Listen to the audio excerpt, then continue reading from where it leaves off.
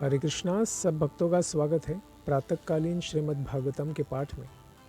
हम श्रवण कर रहे हैं श्रीमद् भागवतम का दूसरा स्कंद विसर्ग, इसके अंतर्गत अध्याय 5वां। इस संसार के और पर के संसार के दोनों के सब कारणों के कारण कौन है, यह आज का विषय है। नारद मुनि ब्रह्मा जी के पास जाते हैं, जो उनके पिता भी हैं और गुरु भी, और उनसे इस संबंध में दिव्य ज्ञान की इच्छा रखकर वे कुछ कहते हैं। नारद उवाच देवदेव नमस्तेस्तु भूतभावन पूर्वज तद्विजानीहि यज्ञानम आत्मतत्व निदर्शनम।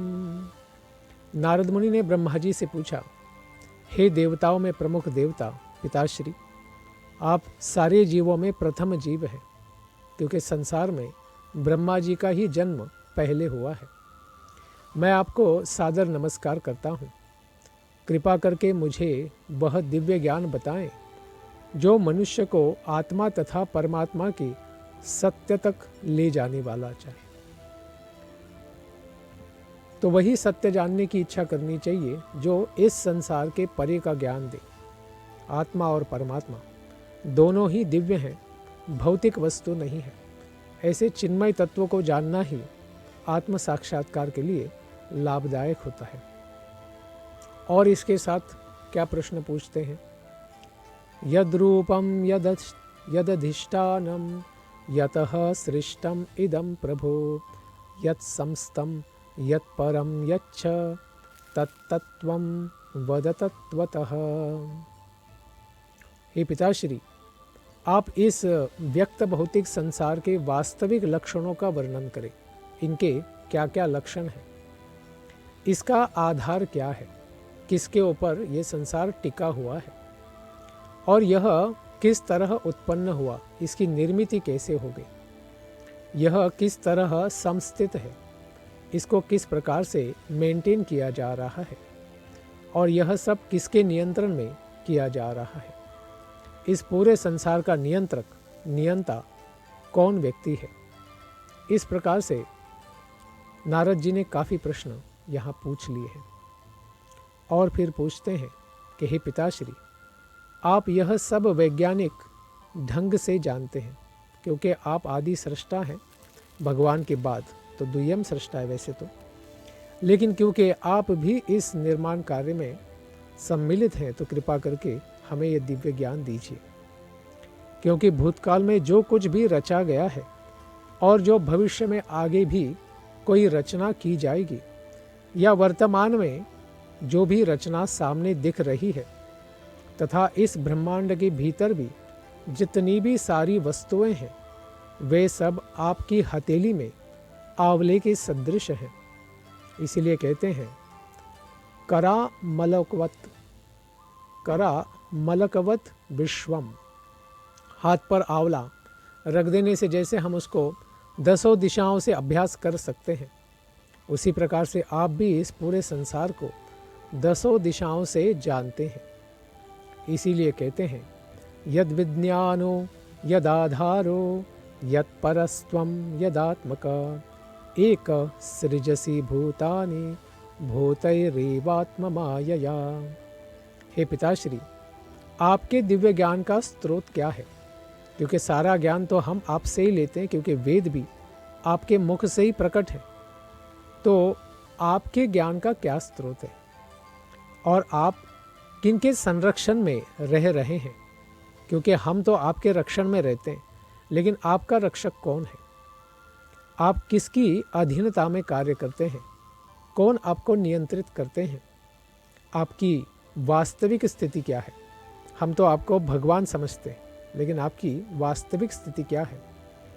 क्या आप अकेले ही सारे जीवों को अपनी निजी शक्ति के द्वारा भौतिक तत्वों से उत्पन्न करते हैं? यानी क्या आप ही भगवान हैं जो सारे भौतिक तत्वों को निर्माण करने में यश रखते हैं? एक उदाहरण देकर पूछते हैं। जिस प्रकार मकड़ी, स्पाइडर अपने जाले को सरलता से उत्पन्न कर देती है, और अन्यों के द्वारा पराजित हुए बिना अपनी सृजन शक्ति वो मकड़ी प्रकट करती है। उसी प्रकार आप भी अपनी आत्मनिर्भर शक्ति को यानी अपनी स्वयं की शक्ति को उपयोग में लाकर दूसरे से सहायता लिए बिना ही, किसी की मदद न लेकर सारी सृष्टि की रचना कर देते हैं। मकड़ी किसी की मदद नहीं लेती। मकड़ी अपने से ही बस वो मुंह से एक द्रव निकालकर उसी से जाला बुन देती है। और ऐसा क्यों कहा जा रहा है नारद मुनि जी के द्वारा? नाहं वेद परम यस्मिन् ना परम ना समम विभो नाम रूप गुणैर्भाव्यम सदसत किंचिदन्यतः।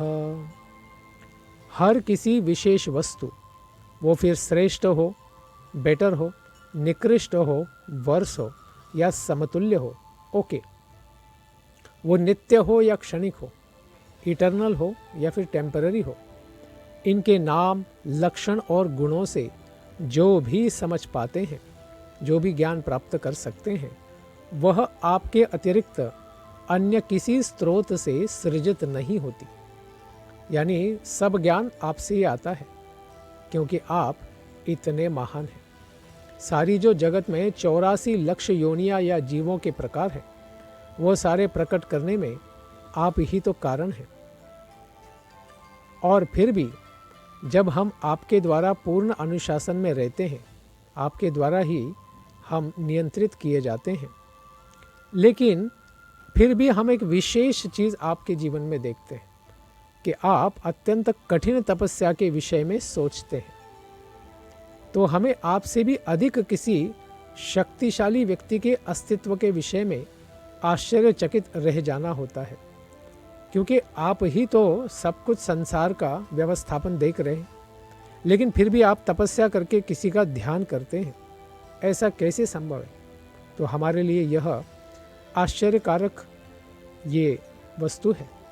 यद्यपि आप सृष्टि के मामले में तो अत्यंत सामर्थ्यशाली, शक्तिमान हैं, इसीलिए जानने की इच्छा रख के कहते हैं कि आप सर्वम सर्वज्ञः सकलेश्वर, आप सब जीवों के ईश्वर हैं और आप सब कुछ जानते हैं, इसलिए सर्वज्ञ कहते हैं। एतन में पृच्छतः, आप सब कुछ जानने वाले, सबकी नियंता है, अतएव मैं आपसे यह सारे प्रश्न कर रहा हूँ। आप कृपा करके इनका उत्तर दीजिए, जिससे मैं आपका शिष्य भी हूँ और पुत्र भी हूँ, मैं सही तरीके से इसे समझ सकता हूँ। तो इसके पश्चात ब्रह्मा जी क्या कहते हैं? ब्रह्मोवाच सम्यक् कारुणिकस्येदं वत्सते विचिकित्सितं यदहं चोदितं सौम्य भगवद्वीर्य दर्शने। ब्रह्मा जी कहते हैं कि हे मेरे बालक वत्स नारद, तुमने सबों पर यानी मुझे सहित सब जीवों के ऊपर बड़ी करुणा कृपा करके ही ये सारे प्रश्न पूछे हैं, क्योंकि इनसे मैं श्री भगवान के दिव्य पराक्रम को बारीकी से देखने के लिए प्रेरित हुआ। क्योंकि मुझे यह प्रश्न सुनने के बाद किसके ऊपर चिंतन करना पड़ रहा है? श्री भगवान के ऊपर चिंतन करने का अवसर प्राप्त हुआ है, और यह अवसर तुम्हारे प्रश्नों के कारण ही उपस्थित हुआ है। इसीलिए मुझे बड़ा हर्ष हो रहा है, आनंद हो रहा है। क्यों? नानृतम तव तच्चापि, मेरे विषय में तुमने जो कुछ भी कहा है अभी, वह असत्य नहीं है, झूठ नहीं है। यथा माम प्रब्रवीषि भोः, क्योंकि जब तक कोई श्री भगवान के विषय में अवगत नहीं होता, उनके बारे में कुछ भी ज्ञान नहीं रखता, अविज्ञाय परम मत्त एवावत्वम यतो ही में, और जो मुझसे क्या है? परे है। परम मत्तः मतलब मुझसे श्रेष्ठ है, तब तक वह मेरे सशक्त कार्यकलापों से निश्चित रूप से मोहित होता है। क्योंकि कोई मुझसे श्रेष्ठ व्यक्ति इस संसार में देख नहीं रहा है, तो अवश्य वो भ्रमित होगा कि मैं ही भगवान हूँ, मुझे ही सर्वे सर्वा जानेगा, और इस प्रकार से माया से मोहित हो जाएगा। उदाहरण के लिए कूपमंडूक न्याय है कि एक कूप में, वेल में एक मेंढक रहता है, जो नया मेंढक है वो आवाज़ देकर इस कूप मंडूक से कहता है, अरे तुम इस छोटे से कूप में क्या खेल रहे हो, आओ हम समुद्र में जाके खेलेंगे, बड़ा आनंद आएगा। वो कहता है समुद्र क्या है? वो कहता है समुद्र बहुत बड़ा है, तुम थोड़े से पानी में हो, वो बहुत बड़ा पानी है। तो कहते हैं इससे 2 गुना 4 गुना 10 गुना कितने गुना ज़्यादा है। तो मेंढक बताता है कि तुम उसको समझ नहीं सकते। तो अपना पेट फुलाकर दिखाता है, इतना बड़ा, और उसका पेट ही फट जाता है। उस प्रकार से भगवान की लंबाई चौड़ाई या भगवान कितने महान है, यह उनकी कल्पना करके कोई समझ नहीं सकता। केवल भगवान की कृपा से ही हम भगवान को समझ सकते हैं। क्यों? येन स्वरोचिषा विश्वम रोचितम रोचयाम्यहम यथार्कोऽग्निर्यथा सोमो यथर्क्ष गृहतारका। भगवान द्वारा अपनी निजी तेज, जो उनके चरणों का दिव्य तेज है, ब्रह्म ज्योति, इससे कई निर्माण की जाती हैं सृष्टियाँ। तो ये सृष्टि के बाद मैं उसी तरह सृजन करता हूँ, यानी सृष्टि का निर्माण करता हूँ जिस तरह की सूर्य के द्वारा अग्नि प्रकट होने के बाद फिर चंद्रमा, आकाश, प्रभावशाली ग्रह भी तथा टिमटिमाते तारे भी अपनी चमक को प्रकट करते हैं। तो यह एक सिद्धांत है कि सूर्य की चमक ही सारे तारे उसको क्या करते हैं, परावर्तित करते हैं, रिफ्लेक्ट करते हैं। तो यही उदाहरण यहाँ पर दिया गया है कि भगवान के तेज के द्वारा ही हम लोग बाद में प्रकाशित हो सकते हैं। अपने से हम स्वयं प्रकाशित नहीं हैं। अगर हमें भी चमकना है तो भगवान की चमक से ही, ब्रह्म ज्योति के दिव्य तेज से ही हम हमारा तेज पाते हैं। और हमारे तेज का कारण भी भगवान ही है।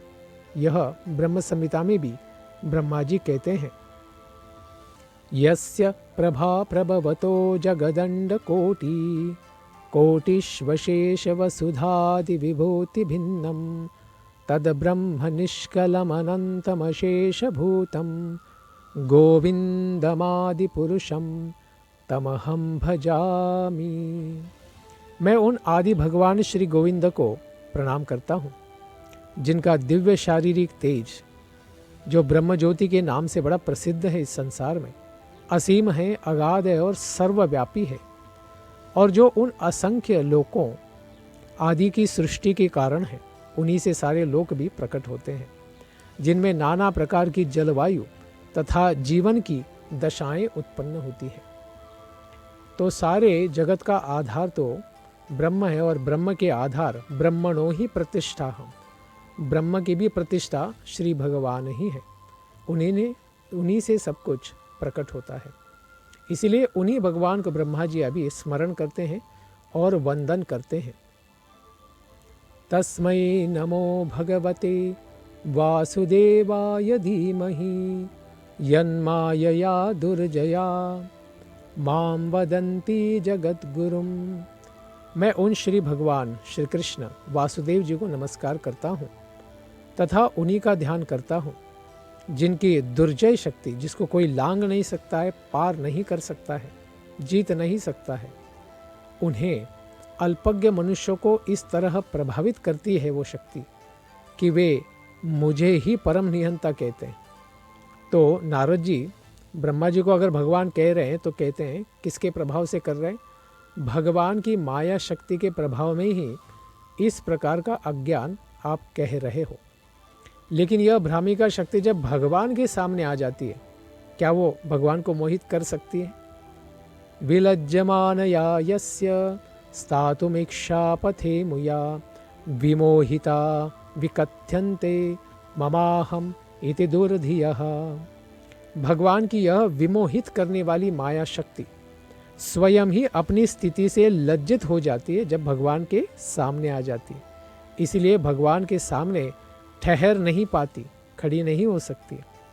लेकिन जो लोग इसके द्वारा मोहित हो जाते हैं, वो फिर इस संसार में यह समझते हैं कि ये भौतिक शरीर ही मैं हूँ, और इस भौतिक शरीर के साथ जो भी सारी वस्तुएं हैं, ये सब मेरा है। इस प्रकार के विचारों में वो व्यर्थ ही सब प्रकार की बातें करने में अपना समय बर्बाद करते हैं। विलज्जमाना होकर जब भगवान के सामने आ जाती है तो पीछे हो जाती है और भगवान के चरणों को ही वे दर्शन करती रहती हैं। तो यह इस संसार में क्या क्या प्रकट करती हैं?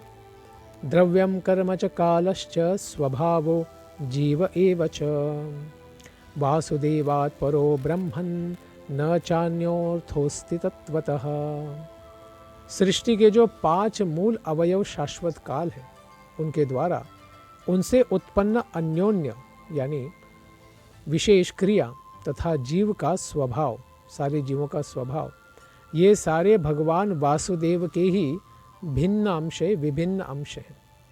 जीव जो हैं भगवान के विभिन्न अंश हैं और उनके अवतार ये स्वांश हैं, स्वयं के अंश हैं। और यह सच बात तो यही है कि उनका कोई अन्य महत्व नहीं है, क्योंकि इस संसार के भौतिक तत्व भी भगवान से आते हैं और सारी जीव योनियां भी भगवान से ही प्रकट होती हैं। लेकिन जो जीव आध्यात्मिक आत्मा है वो भगवान का ही विभिन्न अंश है। तो ऐसे भगवान का नाम क्या है? नारायण परा वेदा देवा नारायणांगजा, नारायण परा लोका नारायण परामखा। सारे वैदिक ग्रंथ परमेश्वर से ही बने हुए हैं, नारायण से ही प्रकट है और उन्हीं के निमित्त है। शास्त्रों से भी किसको जानना है? भगवान नारायण को ही जानना है। देवता भी नारायण के शरीर के अंगों के ही रूप में उन्हीं की सेवा के लिए है। और विभिन्न लोग जो 14 लोग हैं इस संसार में, वे भी भगवान के ही निमित्त हैं, उनकी ही सेवा के लिए है या उनकी लीला के लिए है। और विभिन्न यज्ञ विधियाँ भी हैं, तो यज्ञो वै विष्णु, यज्ञ ही विष्णु हैं और उन्हीं की प्रसन्नता के लिए संपन्न किए जाते हैं। इसका दूसरा कोई कारण या प्रयोजन नहीं है। और बताइए, नारायण परो योगो नारायण परम तप, नारायण परम ज्ञानम नारायण परागति। सभी प्रकार के ध्यान धारणाएं और योग साधना भी भगवान श्री नारायण की अनुभव के लिए ही उपयुक्त की जाती हैं। और सारी तपस्याएं, इनका भी लक्ष्य, टारगेट नारायण को ही प्राप्त करना है। और दिव्य ज्ञान का संवर्धन भी नारायण की झलक यानी एक बार दर्शन प्राप्त करना ही होता है। और चरम मोक्ष, टॉप मोस्ट लिबरेशन भी तो भगवान श्री नारायण के धाम में प्रवेश करना ही होता है और दूसरा कुछ भी नहीं। तो यह संसार फिर कैसे निर्मित होता है? कहते हैं तस्यापि द्रष्टुर ईशस्य।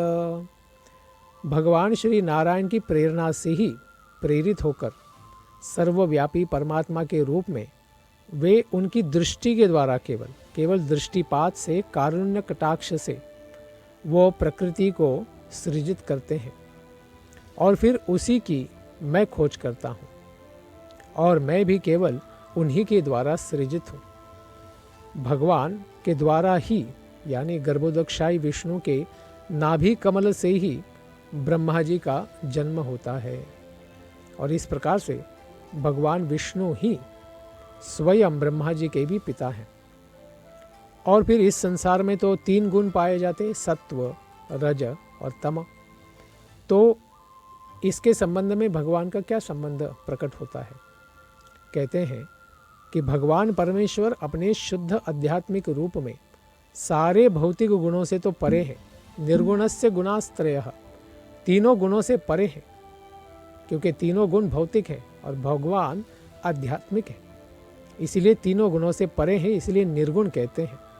फिर भी भौतिक संसार की जगत की सृष्टि और उसका पालन और संहार, इसके लिए वे बहिरंगा शक्ति के माध्यम से इस प्रकृति के तीनों गुणों, सतो, रजो और तमो गुणों को स्वीकार करते हैं और गुण अवतारों को प्रकट करते हैं। जैसे सत्वगुणी लोगों के लिए विष्णु अवतार, रजोगुणी लोगों के लिए ब्रह्मा जी और तमोगुणी लोगों के लिए यानी विनाश के लिए शिव जी। इसलिए कार्य कारण दोनों इस संसार में भगवान से ही आते हैं। कार्य कारण कर्तृत्वे द्रव्य ज्ञान क्रियाश्रया बध्नन्ति नित्यदा मुक्तम मायिनम पुरुषम गुणा। भौतिक प्रकृति के ये तीनों गुण फिर आगे चलकर भौतिक संसार प्रकट करने का पदार्थ, उसके लिए ज्ञान और क्रियाएं इनके रूप में प्रकट होकर दिव्य जीव को कार्य कारण के प्रतिबंधों में अंतर्गत ही डाल देते हैं।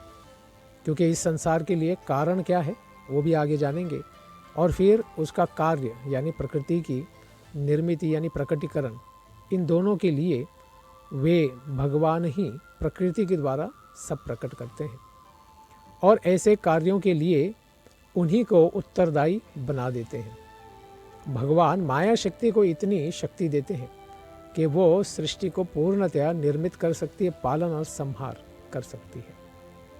इसीलिए हे बालक ब्राह्मण नारद, परम दृष्टा जो सारे संसार को देख रहे हैं अंतर बहिर, स्वयं परब्रह्म प्रकृति के उपर्युक्त तीनों गुणों के कारण जीवों की इंद्रियों की अनुभूति से परे हैं, इसलिए उन्हें अधोक्षज कहते हैं। अध अक्षजः, अक्ष यानी आँख, तो आँखों के द्वारा हम भगवान को देख नहीं सकते, यानी कोई भी भौतिक इंद्रिय के द्वारा भगवान का अनुभव भौतिक रूप में नहीं होता। इसलिए उनकी अनुभूति के लिए आध्यात्मिक स्तर आवश्यक है। इसीलिए भौतिक संसार में सारे जीवों से, उनकी इंद्रियों से, अनुभूति से वे परे हैं, लेकिन वे मुझ समेत सबों के नियंता हैं। लेकिन वे सारे जीवों के कंट्रोलर हैं, नियंत्रक हैं, और मेरे भी नियंत्रक हैं। इसका भी उत्तर उन्होंने दे दिया। और बाकी शक्तियाँ जैसे काल, कर्म, स्वभाव, इनके तो समस्त शक्तियों के वे नियंता हैं, इसलिए वे भगवान हैं। अपनी ही शक्ति से नित्य काल, समस्त जीवों के भाग्य तथा उनके विशिष्ट स्वभाव की सृष्टि निर्मिति करते हैं और फिर स्वतंत्र रूप से उन्हें अपने में विलीन कर लेते हैं, यानी संसार को प्रकट भी करते हैं और अपने अंदर ही समाहित करके वो क्या करते हैं, पेट के अंदर ले लेते हैं। तो सृष्टि भूत्वा भूत्वा प्रलीयते, बार बार भगवान प्रकट करते हैं और अप्रकट करते हैं। तो यह कैसे होता है? तो पहले पुरुष अवतार प्रकट होते हैं। पहले पुरुष अवतार उनको महाविष्णु यानी कारणार्णवशायी विष्णु कहा जाता है। इनके बाद महत्तत्व अथवा भौतिक सृष्टि के सारे तत्व एक साथ मिलकर जो पदार्थ होता है उसे महत्तत्व कहते हैं, जो 24 तत्वों के साथ बना है। इसके सिद्धांत घटित होते हैं और फिर काल प्रकट होता है। इसके बाद पहले भगवान महाविष्णु, फिर उसके पश्चात महत्तत्व और फिर उसके पश्चात काल प्रकट होता है और काल क्रम से तीनों गुण प्रकट होते हैं, फिर 3 गुण प्रकट होते हैं। और प्रकृति का अर्थ ही है कि 3 गुणात्मक अभिव्यक्तियाँ। जैसे एक कपड़ा जो है 2 धागों से बनता है, एक ऊपर चलता है और एक आधा चलता है, हॉरिजॉन्टल, बस दोनों धागों से ही सारा कपड़ा बना है। उसी प्रकार से यह सारा संसार 3 धागों से बना है, सत्व, रजस और तमो। इन्हीं का सब प्रकटीकरण है जो कार्यों में रूपांतरित होती है। इसके द्वारा हर प्रकार के कार्य सिद्ध होते हैं। तो भगवान के बाद महत्तत्व प्रकट होता है और यह महत्तत्व के विक्षुब्ध होने पर, उसमें परिवर्तन, बदलाव आने पर भौतिक क्रियाएं उत्पन्न होती है, मटेरियल एंडेवर्स। सर्वप्रथम सतोगुण तथा रजोगुण का रूपांतरण होता है और बाद में फिर तमोगुण के कारण पदार्थ, सारे संसार का पदार्थ, ज्ञान और ज्ञान के विभिन्न कार्यकलाप भी प्रकट हो जाते हैं। इस प्रकार से क्रम में क्या क्या आता है? आत्म केंद्रित भौतिकतावादी अहंकार, मटेरियल ईगो, फॉल्स ईगो, तीनों स्वरूपों में रूपांतरित हो जाता है। सतोगुण, रजोगुण और तमोगुण बन जाता है। और ये 3 स्वरूप हैं पदार्थ को विकसित करने वाली शक्तियाँ। भौतिक सृष्टियों का ज्ञान, पहला पदार्थ, उसकी शक्ति, उसके बाद ज्ञान और फिर ऐसी भौतिकतावादी क्रियाओं का मार्गदर्शन करने वाली बुद्धि, भौतिक बुद्धि, मटेरियल इंटेलिजेंस, ये प्रकट होता है। हे नारद, तुम इसे समझने के लिए पूर्ण सक्षम हो। तो नारद ने ये टेंशन नहीं लेना चाहिए कि क्या ये हम समझ सकते हैं। तो नारद, तुम इसे समझ सकते हो, और यह मिथ्या अहंकार के अंधकार से 5 तत्वों में से पहला तत्व फिर प्रकट होता है, जिसे पंच महाभूत कहते हैं। 5 कॉस्मिक एलिमेंट्स में पहला कौन सा प्रकट होता है? आकाश। इसका विषय क्या है? तो आकाश किसको धारण करता है? आकाश सूक्ष्म रूप से शब्द का ही गुण है, उसमें साउंड होता है। ठीक उसी प्रकार जिस तरह दृष्टा का दृश्य से संबंध होता है। दृष्टा यानी देखने वाला, और दृश्य यानी जो देखता है। जैसे हम कोई वस्तु देखते, तो दृष्टा है व्यक्ति, और दृश्य है जो देखी जाने वाली वस्तु है, पदार्थ है। उसी प्रकार से आकाश में शब्द है, यह उसका विषय हो गया। इसके पश्चात आकाश का रूपांतरण होता है, बदलाव होता है, और उसके पश्चात स्पर्श गुण निर्माण होता है। स्पर्श गुण से फिर युक्त वायु उत्पन्न होता है, क्योंकि जब हवा चलती है तो हम उसे स्पर्श कर सकते हैं। ये स्पर्श गुण वायु का है। और पूर्व परंपरा के अनुसार वायु शब्द भी करता है। जैसे हवा जोर से तूफान आता है तो फिर हम सू सू ऐसा आवाज़ सुनते हैं, यानी उसमें आकाश तत्व का शब्द भी होता है। और आयु के मूलभूत तत्वों अर्थात स्पर्श, मानसिक शक्ति तथा शारीरिक बल से भी पूर्ण होती है। काल तथा प्रकृति के साथ ही जब वायु रूपांतरित होता है, जैसे आकाश का रूपांतरण वायु में हुआ, अभी वायु का रूपांतरण होगा अग्नि में, और यह स्पर्श तथा ध्वनि का रूप धारण करती। तो अग्नि में पहले वाला आकाश वाला शब्द भी है, वायु वाला स्पर्श भी है, और इसका रूपांतरण, और उसके साथ उसमें गर्मी भी होती है। इसीलिए उसके पश्चात अग्नि का रूपांतरण और सघनता की ओर बढ़ता है, और जल प्रकट होता है, पानी जो ज़्यादा तरल है। उसमें रस और स्वाद ये दोनों तन मात्राएँ होती हैं। और फिर परंपरा अनुसार यह रूप, स्पर्श तथा शब्द से भी परिपूर्ण होता है। और जब यह जल और नाना रूपता फिर सघन हो जाता है, सॉलिड हो जाता है, तब फिर पृथ्वी का निर्मिति हो जाती है, पृथ्वी की। तब वह सुगंधमय होती है। इसीलिए भगवान गीता में कहते हैं, पुण्यो गंधाम पृथ्व्याम च।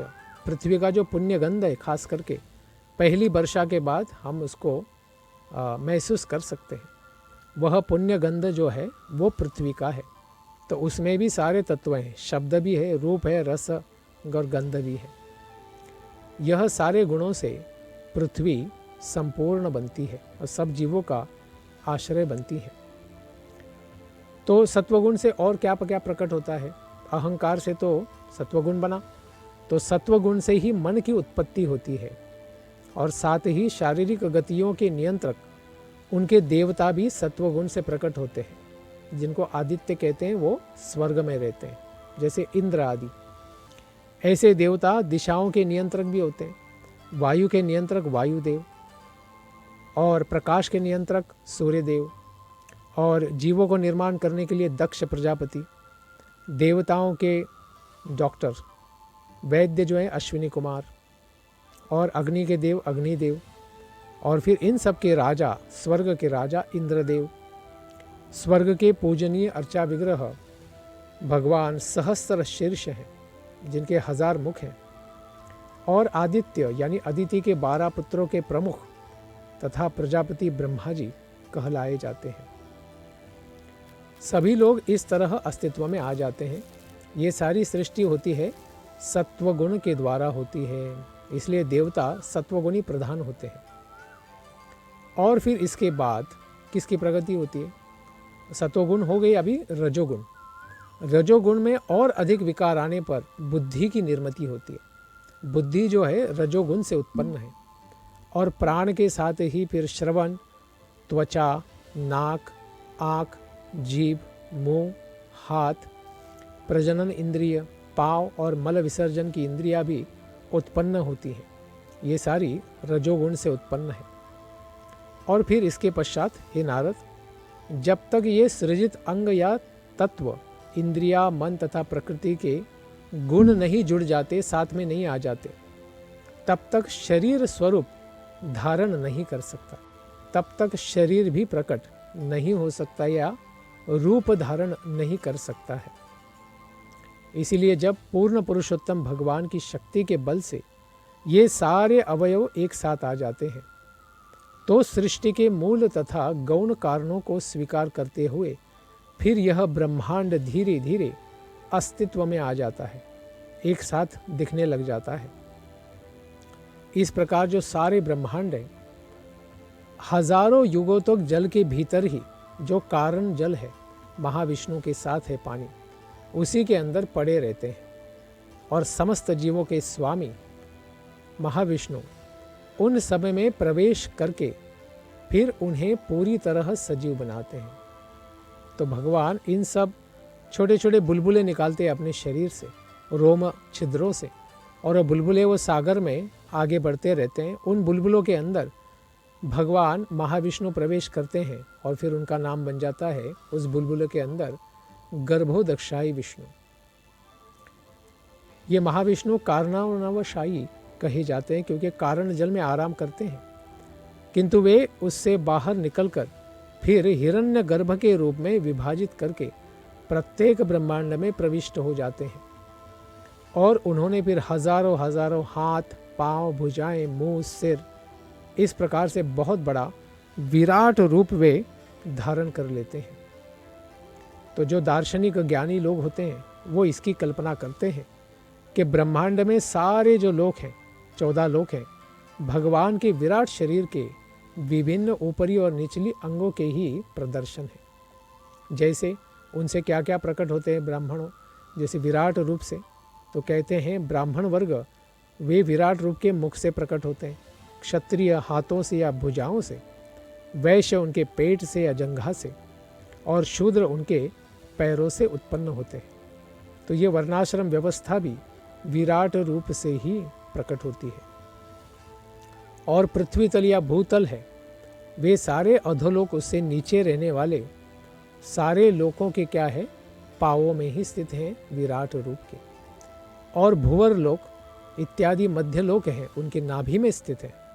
इसके ऊपर के लोक देवताओं और सुसंस्कृत ऋषियों मुनियों द्वारा निवसित हैं, वो लोग वहाँ रहते हैं। वे भगवान के वक्षस्थल में स्थित होते हैं, छाती के पास। भगवान विराट रूप के वक्षस्थल से गर्दन तक के सारे प्रदेश में जनलोक तथा तपोलोक स्थित हैं, जबकि सर्वोच्च लोक सत्यलोक है, ब्रह्मा जी जहाँ रहते हैं, इस विराट रूप के सिर पर स्थित है। किंतु आध्यात्मिक लोक यानी वैकुंठ तो शाश्वत है और इन सारे ब्रह्मांड से परे होते हैं, इस भौतिक संसार में वे नहीं होते। हे नारद, तुम मुझसे जान लो कि यह 14 लोकों में वे 7 अधोलोक हैं, अतल, वितल, सुतल, तलातल, महातल, रसातल और पाताल। पहला है अतल, वो कटी प्रदेश में है, कमर में है। दूसरा वितल, जंघाओं में। तीसरा सूतल, घुटनों में। चौथा तलातल, पिंडलियों में, शैंक में। पांचवा महातल, टखनों में। छठा आलोक रसातल, वो पांवों का ऊपरी भाग, उसमें स्थित है। और सातवां लोक पाताल है, जो तलवों में नीचे स्थित है। इस प्रकार भगवान का विराट रूप समस्त लोकों से पूर्ण है। तो यह 14 लोक विराट में कहाँ कहाँ आते हैं ये बता रहे हैं। और जो अन्य लोग संपूर्ण लोकों को 3 भागों में विभाजित कर सकते हैं, इसीलिए 14 लोक को 3 डिवीजन भी बनते हैं। ऊपर के 7 लोक, बीच वाला भूलोक और नीचे वाले 6 अधोलोक। इनके नाम है परम पुरुष के पांवों पर अधोलोक यानी पृथ्वी तक, और नाभि पर मध्यलोक तथा वक्षस्थल से सिर तक ऊर्ध्वलोक यानी स्वर्गलोक, और फिर आगे सत्यलोक तक। इस प्रकार से इस संसार तो विराट रूप ही है, लेकिन विराट रूप भगवान कारणार्णवशायी महाविष्णु से प्रकट है, और महाविष्णु नारायण से प्रकट है। नारायण भगवान श्री हरि से प्रकट है, गोलोक निवासी श्री कृष्ण से प्रकट है। इसीलिए सर्व कारणों के कारण तो केवल भगवान गोविंद ही है। तो यह संक्षिप्त परिचय दिया ब्रह्मांड की निर्मिति का। इसको और विस्तार से बताएंगे अगले सत्र में। धन्यवाद। हरे कृष्ण।